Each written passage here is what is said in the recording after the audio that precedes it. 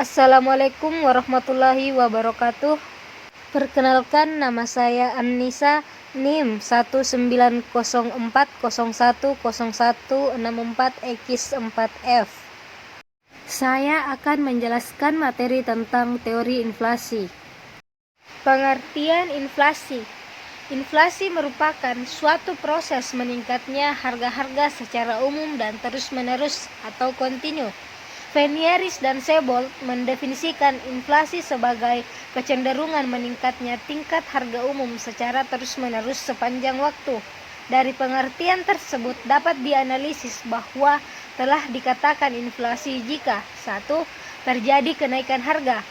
Inflasi memberikan makna bahwa telah terjadi suatu kenaikan harga bila dibandingkan dengan tingkat harga pada periode sebelumnya. 2. Bersifat umum. Kenaikan harga pada suatu komoditas tertentu menyebabkan harga-harga secara umum naik. Misalkan BBM. Setiap terjadi kenaikan harga BBM, maka harga-harga komoditas lain turut naik. Karena BBM merupakan komoditas strategis sebab memiliki efek berantai yang dapat menyebabkan kenaikan harga pada komoditas lain. Teori inflasi. 1.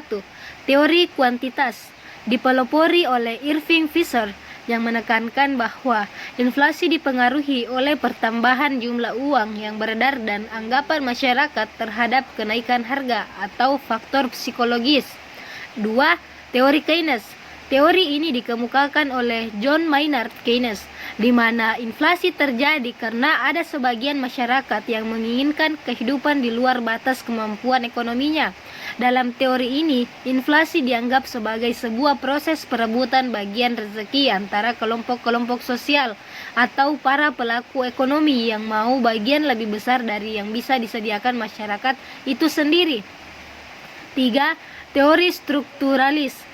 Teori ini disusun berdasarkan pola pengalaman pada negara-negara Amerika Latin, khususnya struktur perekonomian di negara berkembang. Teori ini beranggapan bahwa kondisi struktur ekonomi negara berkembang yang bisa menyebabkan inflasi adalah ketidakelastisan penerima ekspor dan ketidakelastisan produksi makanan di dalam negeri. Penyebab inflasi di Indonesia. 1. Peningkatan kebutuhan. Inflasi dapat disebabkan oleh peningkatan kebutuhan atau permintaan yang berlebihan di pasar.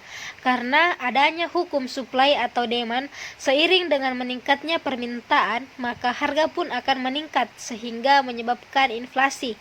2. Inflasi karena dorongan biaya.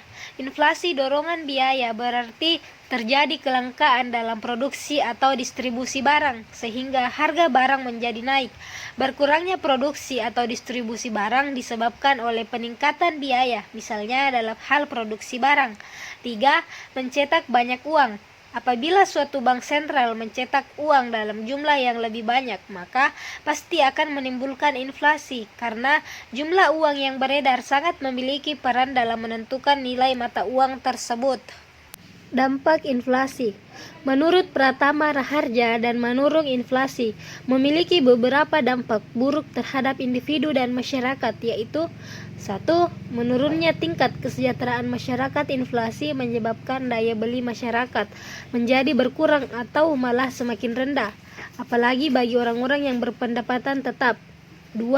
Memperburuk distribusi pendapatan. Bagi masyarakat yang berpendapatan tetap akan menghadapi kemerosotan nilai real dari pendapatnya, dan pemilik karyawan dalam bentuk uang akan mengalami penurunan juga.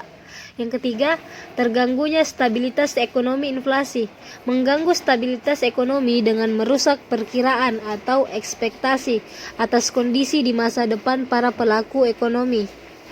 Kebijakan dalam inflasi. 1. Kebijakan fiskal ada 2, yaitu 1. Meningkatkan pajak makin tinggi. Pajak yang dikenakan pemerintah terhadap pendapatan, maka semakin kecil konsumsi masyarakat. 2. Mengurangi pengeluaran pemerintah. Mengurangi pengeluaran pemerintah dapat menimbulkan efek yang cepat dalam mengurangi pengeluaran dalam perekonomian. Yang kedua, kebijakan moneter. Kebijakan moneter adalah peraturan dan ketentuan yang dikeluarkan oleh otoritas moneter bank sentral untuk mengendalikan jumlah uang yang beredar. Sekian dari saya.